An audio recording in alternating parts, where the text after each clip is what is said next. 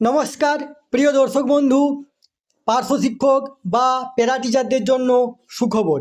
দেশের সর্বোচ্চ আদালত সুপ্রিম কোর্ট পার্শ্ব শিক্ষকদের জন্য সমকাজে সমবেতনের দাবি জমা দেওয়ার নির্দেশ দিল সুপ্রিম কোর্ট। আসুন আমরা ভিডিওর মাধ্যমে দেখে নেব যে এই নিয়ে পত্রিকাতে কী লিখেছে। তার আগে আপনারা অবশ্যই আমার চ্যানেলটি সাবস্ক্রাইব করবেন এবং সবার আগে ভিডিও নোটিফিকেশান পাওয়ার জন্য সামনের যে বেল আইকন আছে সেখানে প্রেস করে নোটিফিকেশান অল করে রাখবেন এবং ভিডিওর সাথে লাইক কমেন্ট শেয়ার করবেন। তাহলে দেখুন এই নিয়ে পত্রিকাতে কী লিখেছে দেখুন। পার্শ্ব শিক্ষকদের নির্দেশ সুপ্রিম কোর্টের।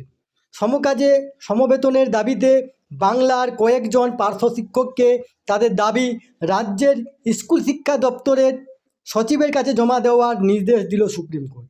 আগামী 6 সপ্তাহের মধ্যে নতুন আবেদন জমা দেওয়া যাবে।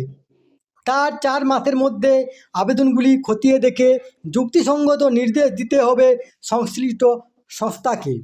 2010 সালের 28শে জুলাই এক সিদ্ধান্তকে হাতিয়ার করে কলকাতা হাইকোর্ট হয়ে সুপ্রিম কোর্টে আসেন বর্ধমানের খাদরা হাই স্কুলের কয়েকজন পার্শ্ব শিক্ষক। এই তথ্যটি আপনাদের সাথে শেয়ার করলাম। সুস্থ থাকবেন, ভালো থাকবেন, ধন্যবাদ।